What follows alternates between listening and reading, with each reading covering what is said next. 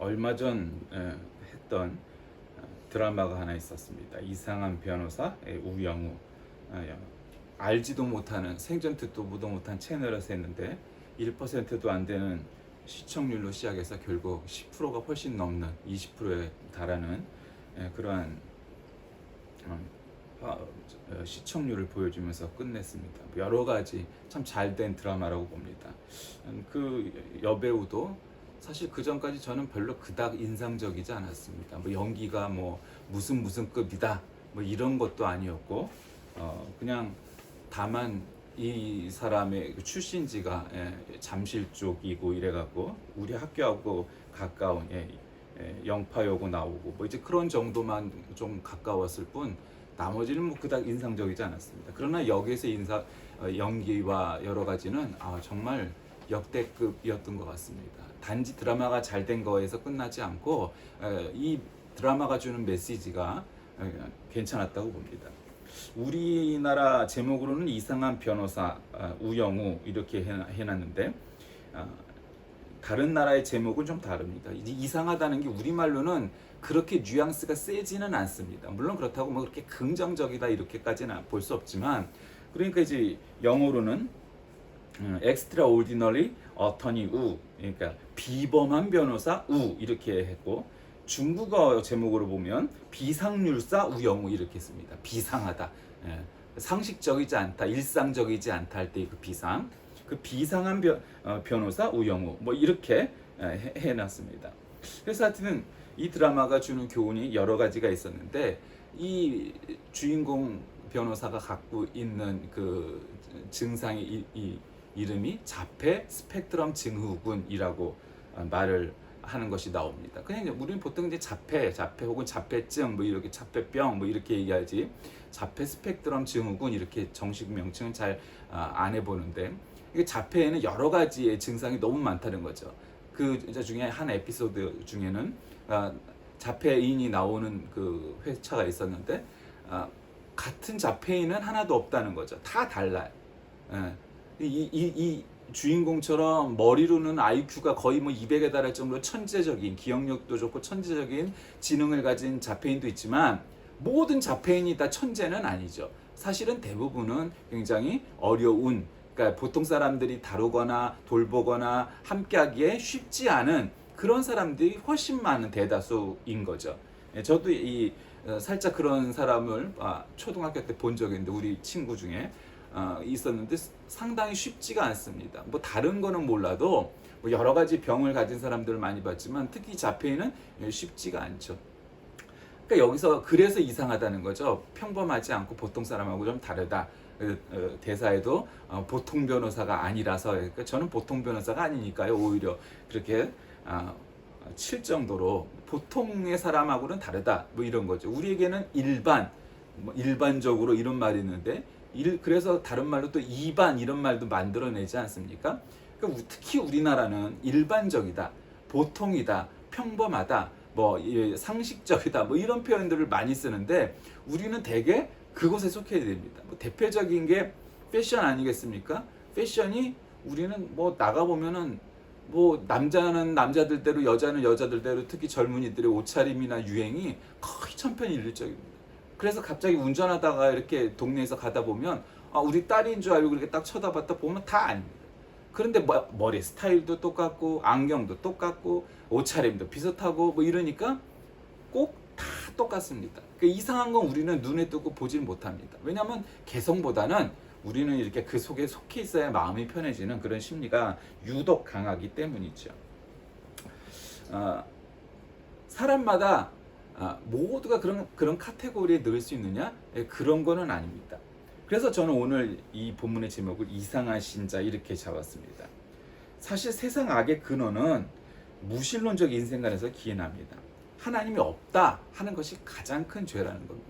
우리는 잘 이것을 아무리 신자들이어도 이 말이 그렇게 뼛속 깊이 와닿거나 깊이 와닿지 않습니다. 근데 보세요. 예수 안 믿고도 선행을 베풀고 사는 사람 많습니다. 뭐 인간극장에 나오고 뭐 하는 사람 많습니다. 그리고 신자 중에도 참 재수없는 인간 되게 많습니다. 마음에 안 드는 인간 굉장히 많죠. 그러니까 저 사람이 선행을 해가느냐 악행을 행하느냐, 겉으로는 뭐 빡빡해 보이고 굉장히 불친절해 보여도 오히려 그 사람이 따뜻한 마음을 가진 사람이 있고, 겉으로는 친절해 보여도 뒤통수 치고 사기치는 놈도 많고, 세상은 그런 거죠. 그러니까 겉으로 보이는 표정과 말과 뭐 이런 걸로만 평가할 수가 없는 겁니다. 그래서 성경은 2000년 전 최소한 쓰여진 게 사실은 그 이전에 모든 사람들은 안 그랬느냐? 그때도 마찬가지였다는 거죠. 그때는 안 그랬겠어요? 그때도 친절하면서 사기치는 놈도 있었고, 무뚝뚝하지만 따뜻한 진심을 가진 사람도 있었고, 뭐 그건 마찬가지죠. 그러니까 행동으로 행실로 그걸 평가할 수가 없다. 그럼 뭐가 가장 큰 죄냐? 하나님이 없다 하는 무신론, 하나님을 믿지 않는 것, 그것이 가장 큰 죄다. 그게 악의 기원이다. 그러니까 성경은 그렇게 규정을 하는 겁니다. 어리석은 자는 마음에 이르기를 하나님이 없다 하는도다. 이렇게 아주 굉장히, 이게 시니까, 노래잖아요, 가사니까. 시니까 이렇게 굉장히 문학적으로 낭만적인 표현을 썼지만, 여기서 어리석은 자는 우리가 지금 현대어로, 그리고 굉장히 직설법으로, 이게 뭐 논설문이나 뭐 이렇게 쓰면 뭐 하겠어요? 죄인은 하나님이 없다고 하는 마음을 가진 자다, 이렇게 표현하는 거죠. 그러니까 그게 죄인이라는 거예요. 뭐가 죄냐? 하나님이 없다는 거다. 그들은 부패하고 행실이 가증하니 선을 행하는 자가 없다. 겉으로는 굉장히 선을 행하는 것 같고 말마다 그냥 다 옳은 것 같아도 결국 하나님 믿지 않고 하나님 말씀대로 살지 않고 신앙생활을 하지 않는 것, 그게 그냥 가장 큰 죄라는 거예요. 그러니까 인간적으로 저 사람은 착해, 저 사람은 조금 덜 착해, 저 사람은 뭐 이런 거 갖고는 그가 죄인이다 이렇게 평가할 수 없다는 거죠. 그건 조금씩 다르니까. 그러니까 죄란 하나님을 믿지 않는 것이다. 그게 가장 큰 죄입니다. 어리석은 자들은 그 마음에 이르기를 하나님이 없다고 한다. 하나님이 없다고 선언하는 것은 뭐예요? 하나님이 존재하심에 대한 단순 부정이 아니라 무신론이지, 한마디로. 그러니까 신이 없다. 그러니까 신을 안 믿으면 누굴 믿겠어요? 지 자신을 믿는 거지 뭘 믿을 수가 없어요. 그래서 조금 더 어리석은 자는 뭘 믿어요? 나무를 믿고 돌을 믿고 산을 믿고 하늘을 믿고 바다를 믿고 애니미즘, 토테미즘, 미신 뭐 이런 거 많이 믿는 거죠. 뭐 종교가 불교인데 말은 하지만 결국 믿는 건 다 미신이야. 그런 사람들 우리나라에 꽤 많아요. 그러니까 아무리 많이 배우면 뭐 하냐고. 아무리 돈이 많으면 뭐 하냐고. 나무 믿고 뭐 믿고 미신 믿고. 그 수준에 있는 거는 우리가 초등학교만 나와도 상식이라는 걸 배우잖아요. 그죠? 과학이라는 걸 배우고. 그러니까 그 수준에서도 이미 다 걷어낼 수 있는 거예요. 그러니까 상식적이지 않고 과학적이지 않은 거예요. 그러니까 그런 수준에서는 이 하나님을 감히 언급할 필요성조차 못 느껴요. 과학을 넘어선 것이, 초월적인 것이 하나님이 존재이기에 우리가 과학을 다 배우고 과학하는 거 해도 하나님을 믿는 사람들, 잘 믿는 사람들 꽤 많아요. 내가 참 가장 멋있다고 느끼는 사람이, 난 문과니까 이과 출신 중에, 의사 중에, 과학자 중에 하나님 너무 잘 믿는 사람들이 있어요. 그 사람들이 박사기가 없고 뭐 그래서 하나님을 믿나요? 야, 과학적으로 눈에 보이지도 않는 하나님을 어떻게 믿으면서 네가 과학자냐, 그렇게 욕을 한대. 그러나 그는 자기의 논리를 분명히 말해요. 사람이 밝힐 수 있는 눈에 보이는 가시적인, 과학적인, 합리적인 근거들이라는 것은 늘 제한적이라는 거예요. 그래, 그런 사람들 보면 참 멋있어요. 야, 과학으로 박사를 받고 의학으로 박사를 받은 사람들인데 하나님을 너무 잘 믿어. 그러니까 그런 사람들이 다른 사람들에게 굉장히 귀감이 되죠. 목사들은 뭐 당연히 뭐 목사니까 하나님하고 살겠죠, 평생을. 그건 뭐 그렇다 쳐. 그런데 그런 과학을 전공한 사람들 중에, 아니면 연예인이나 스포츠 스타 중에 막 하나님을 얘기하고 언급하고 뭐 감사하다고 하고 이런 것들이 파장이 크죠. 왜냐면 일부 사람들이 목사를 언제 볼 일이 있겠어요? 볼 일이 없잖아요. 교회 와야 보지. 그러나 그런 사람들은 세상에 많이 노출돼 있으니까 그런 사람들이 세상 사람들이 보는 앞에서 하나님을 증거하고 감사하고 기도하고 하는 모습들이 많이 노출된단 말이에요. 그러니까 그런 것들이 굉장히 큰 의미가 있다 이거예요. 그러니까 세상은 이런 죄가, 이런 악함이 일반적인 경향인 거예요. 그러니까 뭐 예를 들면 뭐 세상은 뭐 더러운 죄로 가득 차였다고 했을 때 뭐 교회 안에 있는 신자들보다 더 많은 죄를 짓느냐? 내가 볼 땐 50보 100보예요. 그걸로 그렇게 크게 따질 거 없어요. 그게 그거예요. 문제는 뭐냐? 하나님이 없다는 거예요. 아주 대놓고 그냥 하나님의 하자만 나오면 입에 거품 물고, 교회의 교자만 나오면, 목사의 목자만 나오면 지랄하는 놈들 있잖아요. 왜 그래요? 지 안에 죄로 가득 차 있는 거예요. 그 죄가 뭐냐? 하나님을 인정할래야 할 수가 없는 거예요. 왜? 하나님을 인정하면 어떻게 돼? 자기가 여태까지 품고 나왔던 생각이 다 죄로 이 판명이 될 거, 재판을 받게 될 거니까. 근데 문제는 거기에 있지 않아요. 사람들은 그거에 집착을 해. 그거는 신자나 안 신자나 다 그게 그거야. 문제는 뭐냐? 하나님을 믿지 않는 것이 가장 큰 죄라는 걸 잘 몰라. 신자도 잘 모르고 안 신자는 더 모르고. 그게 큰 죄라는 거예요. 신자들도 잘 그걸 몰라. 야, 그럼 매번 몇 끼마다 짜장 먹을까 짬뽕을 먹을까도 기도하고 응답받아야 되나요? 그런 차원의 문제가 아니에요. 무엇을 하든지 예수님이라면 어떻게 하실까?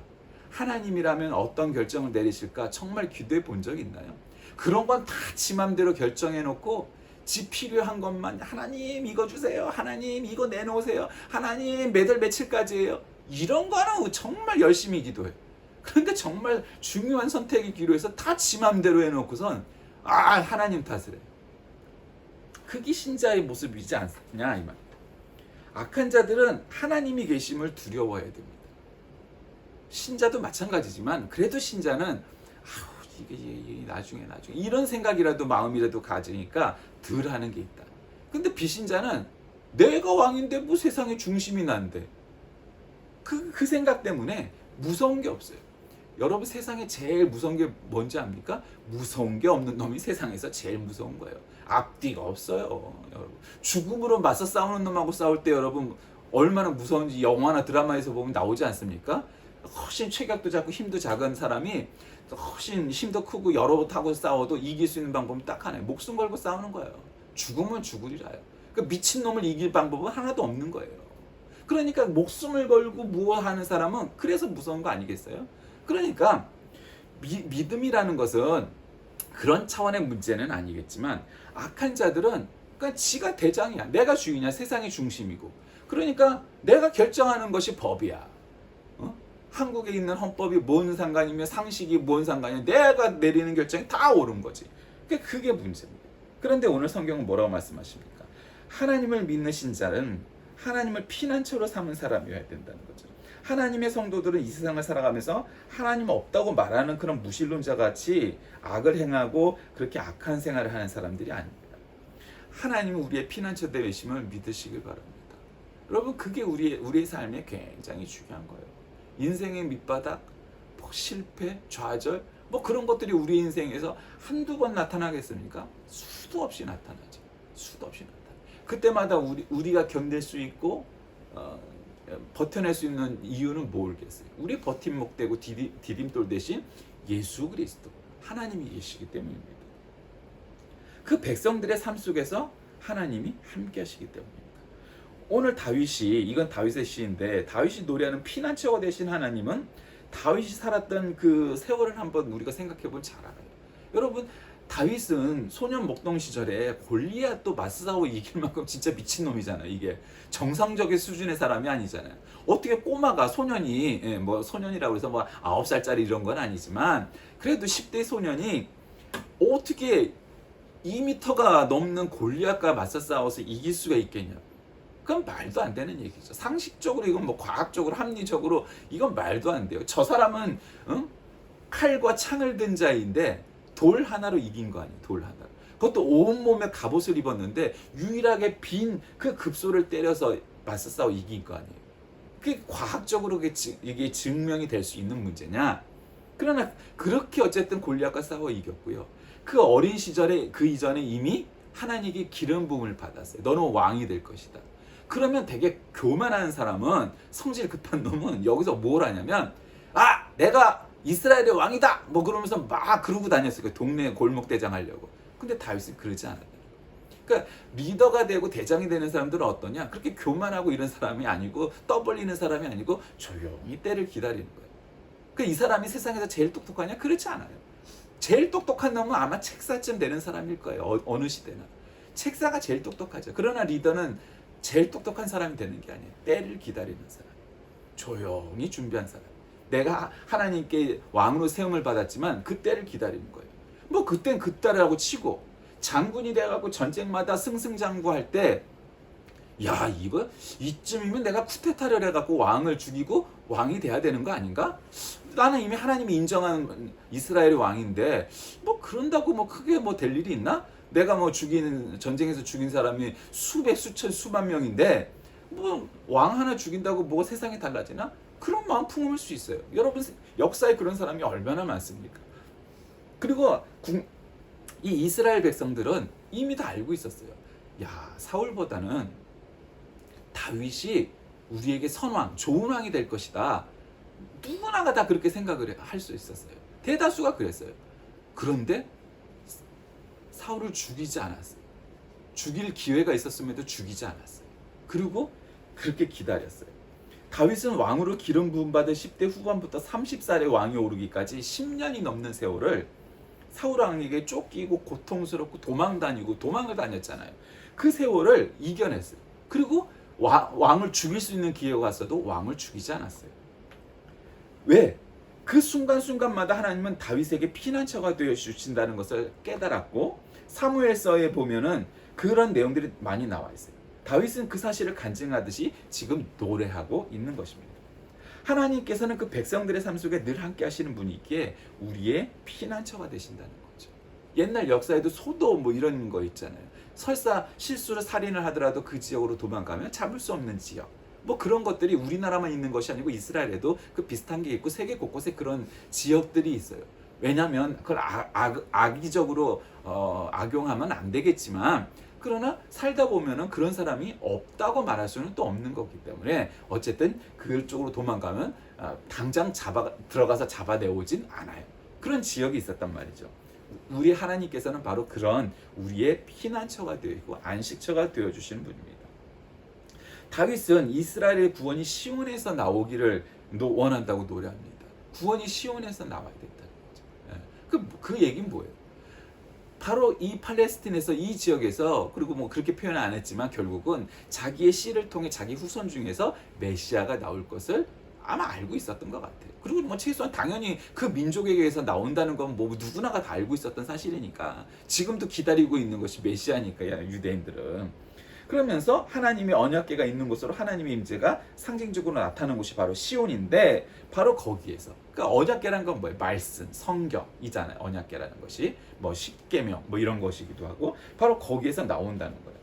여러분, 우리가 아다시피 우리나라와 우리 민족도 얼마나 역사적으로 많은 순환이 있었습니까? 우리나라가 다른 민족을 공격한 적도 있지만 그거는 정말 뭐 100번도 안 되는 일이고, 사실 뭐 900번이 넘는, 거의 1000번에 가까운 숫자만큼 침략을 당했던 것이 우리나라 역사예요. 뭐 힘이 없어서기도 하지만 싸울만도 했었는데도 굳이 그렇게 분쟁을 만들려고 하지 않았던 것 같아요. 그런 때도 있었어요. 뭐 대체로는 뭐 남을 공격할 만한 힘이 없었으니까 안 한 것이 훨씬 더 많지만, 힘이 있어도 굳이 싸움을 자처하지는 않았던 역사도 분명히 있어요. 왜 그랬을까? 이미 알았던 거죠. 그랬다가 만약에 우리가 힘이 약해지면 또 공격을 받으니까 그런 요소도 있었던 것 같아요.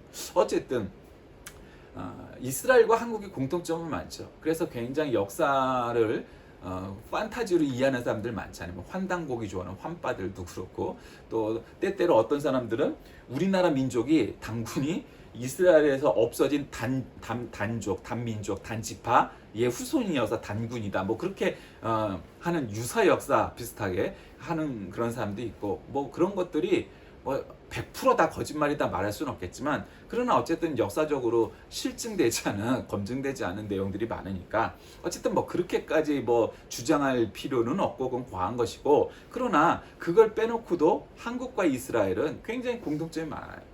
굉장히 역사적으로 중요한 요지에 있죠. 우리나라도 밑에선 일본이, 위에선 중국이 맨날 쳐들어와 갖고 그냥 짓밟히기도 하고 막아내기도 하고 그랬던 나라잖아요. 이스라엘도, 여러분, 이스라엘 땅이 어디에 있어요? 아프리카와 아시아를 잇는 그 길목에 있잖아요. 그리고 그것이 지중해로 나가는 길목이에요. 반도는 아니지만 거의 우리나라와 유사한 아주 중요한 요지에 있어요.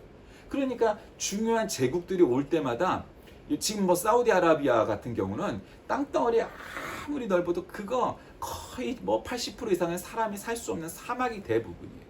그러니까 땅은 넓고 거기서 석유가 나왔으니까 지금 이 상황이 된 거지, 석유만 없었으면 그거 아무도 쓸모도 없는 땅들이에요. 그러나 여러분 이집트에서 이스라엘, 뭐 레바논, 그 다음에 이제 올라가면서 뭐 터키, 그리스로 이어지는 그 유럽으로 향하는 길목이든가, 또 팔레스틴에서 이락, 이란, 그 다음에 이렇게 나오는 길목이든가, 다 이런 것이 역사적으로 굉장히 중요한 길목이에요. 그러니까 다른 나라가 대제국을 형성하면은 이스라엘을 꼭 차지했었단 말이죠. 그리고 뭐 굉장히 그것이 또 종교적으로도 문화적으로도 중요한 요지였으니까 말이죠. 왜 그런 것들이에요? 여러분 참 다윗은요, 굉장히 인간적인 왕이었어요. 믿음도 좋은 사람이었고 뭐 잘못도 많이 했죠. 뭐 다윗이 뭐 잘못 여러 가지 했잖아요. 그런데도 왜 하나님이 이렇게 다윗을 기뻐하시고 이뻐하시고 사랑하셨을까? 다윗은 믿음이 좋은 사람이었어요. 다윗이 남들보다 더 착하고 남들보다 더 거룩하고 뭐 그런 게 아니라 그는 하나님의 존재를 인정해서 자신의 과오가 죄를 졌을 때 하나님 앞에 꿇어 엎드리는 자였어요. 그것이 하나님이 기뻐하는 자였어요. 그러니까 그것도 그냥 형식적으로 뭐 이런 거예요. 형식적으로. 그러니까 다윗은 좀 유난스러웠어요. 뭐가 유난스러웠냐? 되게 기도하라고 그러면 왕쯤 되는 사람이 점잖게 기도한다거나 뭐 이런 걸 남들 앞에서 많이 하잖아요. 지 혼자 기도할 때 몰라도. 남이 보든 말든 상관없이 통성으로 기도하고 옷을 찢어가면서 자기 죄를 갖다 남들 보는 앞에서 그렇게 하고 베옷을 입고 옷을 찢으며, 그게 옛날 죄인들의 모습이잖아요. 그렇게 하고 찬양도 얼마나 노래를 잘했게요. 다윗이 시인이고 가수잖아요. 굉장히 이게 한마디로 지금으로 말하면 싱어송라이터란 말이에요. 다윗은 자기가 이 하프를 갖다가 뭐 비파나 뭐 이런 것들을 연주하면서 자기가 노래를 굉장히 잘했던 사람이란 말이에요. 그러니까 이 많은 가사 노래를 만들어낸 거 아니겠어요? 근데 하나님을 그렇게 찬양을 많이 했어요. 왜요? 그의 믿음이 진심으로 묻어나는 거예요. 그러니까 그 노래의 가사집이 시편이에요. 대부분이 다윗이 많이 썼잖아요. 그러니까 그런 사람이었다는 거죠. 그 다윗이 정말 믿음의 깊이로 따진다면, 예를 들면 엘리야나 예레미야나 이런 사람들만 할까? 저는 아니라고 봐요. 그런 예언자, 선지자, 뭐 사사, 뭐 이런 사람들, 다른 사람들에 비해서 유난스럽게 믿음이 깊었을까? 그렇진 않을 것 같아요. 뭐 그건 뭐 개인적인 판단이지만 그렇진 않을 것 같아요. 그럼 뭐가 대단했을까? 그는 그렇게 하나님을 정말 찬양하고 기도하는 걸 좋아했던 사람입니다. 그러니까 가끔 보면 그런 교파와 교단들이 있잖아요. 어느 교단 가면 통성으로 기도하고 방언으로 기도하는 게 그냥 일반 주일 예배 때도 그런 교회가 있잖아요. 또 어떤 데 가면은 그런 거 절대로 안 하는 교회도 있어요. 그럼 어디가 잘하고 잘못했느냐? 잘하고 잘못한 게 없어요. 그렇게 열심으로 열정적으로 기도하는 교회의 장점도 있고, 또 이렇게 점잖게 묵상 기도를 하는 교회와 교단과 교파의 장점도 있는 거예요. 근데 나는 어떻게 생각하느냐? 너무 열성적인 사람들은 좀 이렇게 잠잠하고 좀 이렇게 흥분을 가라앉히면서 침착하게 하는 걸 요구하고 싶고, 너무 조용하고 뜨거움이 없는 데는 좀 뜨거움도 있어야지. 그러니까 요즘 열린 예배, 뭐 소위 말하는 경배와 찬양이라고 불렀던 80년대부터 유행하기 시작했던 그런 젊은이 예배가 그렇게 유행한 이유가 뭐겠어요? 젊은이들 입장에선 찬송가 뭐나 뭐 이렇게 거룩하게 클래식으로 부르고 피아노나 파이프 오르간에다 부르는 것이 이게 재밌지가 않은 거예요. 한마디로 재밌지는 않잖아요. 거룩해 보이긴 해도. 그러니까 그걸로 끝내지 않고 밴드잖아요. 이거 뭐 락밴드랑 똑같은 거 아니겠어요? 사실 CCM 밴드도 밴드 딱 놓고 막 기타 치고 드럼 쳐가면서 노래 반복해가면서 통성기도 하고 찬양하면서 기도하고, 이게 예배, 옛날 양반들이 생각했을 때는 이게 찬양인지 예배인지 아니면 콘서트인지 구별이 안 가. 그렇잖아요, 사실. 그러니까 그게 예배냐? 이렇게 얘기할 수도 있는 거죠. 근데 좀 그런 것도 좋다고 보는 거죠. 그런 예배, 그런 스타일도 필요한 거죠. 젊은이들 그렇게 해갖고 믿음이 생기고 믿음이 강화가 되고 열정이 생긴다면 그게 왜 나빠요? 그런 것도 필요한 거죠. 그 교단 중에 그런 교단 있죠. 그리스도 교회라고. 그 교단을 이게 우리나라에 크게 세 개의 교파가 있는데, 그 중에 하나는 무학기파고 또 하나는 또 유학기파예요. 그게 왜 나누냐? 한 교회는 피아노도 치면 안 돼. 찬양은 사람이 목소리로만 찬양을 해야 돼. 악기를 일체 쓰면 안 돼. 그게 무학기파예요. 그래도 피아노나 파이프 오르간은 써도 된다는 게 유학기파예요. 그렇다고 해서 밴드는 안 돼. 거기도 지금도 대부분은 안 돼. 뭔 의미가 있냐고. 그게 피아노를 쓰느냐 안 쓰느냐가 무슨 의미가 있고, 기타와 이 드럼을 쓰는 게 나쁜지 안 나쁜지 그게 무슨 의미가 있냐. 아무 의미 없어요. 시대가 달라지면서 해요. 그러면 예수님 당시에는 피아노가 있었고 파이프 오르간이 있었느냐? 없었단 말이에요. 그냥 그거는 문화적인 기준이에요. 문화적인 산물일 뿐이에요. 이것이 뭐 예를 들면 테이프를 틀고 CD를 틀고 음원을 튼다고 해서 달라지냐? 물론 실제로 라이브로 하는 것이 훨씬 좋겠죠. 그러나 상황이 안 되면 뭐 MR을 틀 수도 있는 거겠죠. 그 상황 따라 그런 건 변해. 그러니까 안 변하는 건 뭐야? 다윗과 같은 마음. 그러니까 다윗은 남들이 볼 때 굉장히 이상한 신자였다고요. 아니 저 왕이 채통머리 없이 어떻게 저렇게 백성들 보는 앞에서 자기의 죄를 회개하고 또 기도하고 찬양하고 저렇게 죄인의 모습으로 회치를 하고 자기의 베옷을 찢고 이 뭐 유난스럽게 왜 저래? 그런 사람들이 있었을 거라고. 그럼에도 불구하고 그러지 않은 거예요. 여러분, 하나님과 인간의 관계는 가장 기본적인 관계입니다. 이 관계가 깨어지면 모든 것이 깨어지죠. 불신자들이 신을 거부하는 이유 중에 하나가 신을 인정하면 자신의 죄악과 자신의 허물을 내보여야 한다는 거예요. 그거를 누가 알고 있다는 거예요. 나 아닌 존재가. 그게 싫은 거죠. 오늘 이 본 시편은 어리석은 무신론자나 악인들을 횡행하는 세상에서 성도들이 여호와를 피난처로 삼으면서 하나님의 구원을 확인해야 한다는 내용이죠. 어느 시대나 세상은 그래서 악할 수밖에 없는 겁니다. 신자가 아닌 사람들이 우리보다 더 많은 죄를 짓고 있다. 물론 확률적으로는 그렇지만 모든 경우에 그렇지 않아요. 그럼에도 불구하고 세상이 악하다는 건 세상 사람들이 죄를 많이 짓기 때문이 아니라 그 이유 때문은 아니고 그들이 하나님을 믿지 않기 때문이에요. 그게 가장 큰 죄라고 다윗은 본 거예요. 그러니까 다윗은 다른 시편에서 다른 성경에서 보면 다윗을 예언자라고 해요. 성경에서는 원래 예언자로 구분이 되지 않는데 다른 성경에서는 다윗을 예언자라고 부르는 구간이 분명히 있어요. 왜 그럴까요? 이러한 놀라운 신학적 저술, 신학적 아이디어가 있었기 때문이에요. 다윗은 그런 것을 통해서 사람들에게 하나님을 좀 더 가르치고 표현하고 싶었던 거예요. 말씀을 정리합니다. 이 어리석은 무신론자나 악인들을 향한 이 세상을 향한 이 다윗의 이 통찰은 굉장히 중요한 겁니다. 아무리 하나님을 부정하여도 하나님의 왕국의 의로운 통치 그것이 계속된다는 사실을 증거하고 있기 때문입니다. 여러분은 어떻습니까? 이상한 신자였던 다윗처럼 이런 정말 놀라운 고백을 하고 있습니까? 그저 남이 말한 말대로, 남이 말한 표현대로, 남이 부르는 찬양으로만 하나님을 찬양하고 표현하고 있습니까? 아니면 여러분만의 표현, 여러분만의 체험, 여러분만의 고백이 있습니까? 남들은 이상한 사람 혹은 이상한 신자라고 표현하더라도 다윗은 진정한 하나님이 사랑하는 신자였습니다. 이 다윗과 같은 고백곡, 다윗과 같은 믿음으로 하나님께 칭찬받고 인정받는 저와 여러분 다 되시길 주의 이름으로 간절히 기도합니다. 살아계신 하나님, 다윗은 참 이상한 부분이 많았던 사람이었고 오늘도 마찬가지 그런 통찰을 우리에게 보여줍니다. 그러나 그러한 점이 바로 하나님께서 인정하고 사랑하시는 그런 부분임을 다시금 깨닫습니다. 그래서 많은 허물에도 불구하고 하나님께서는 끝끝내 내치지 않으시고 그를 인정하고 사랑하셨습니다. 그리고 그의 아들 솔로몬을 통하여 이 이스라엘 왕국의 전성기를 맞이하는 그런 놀라운 역사를 열게 하셨습니다.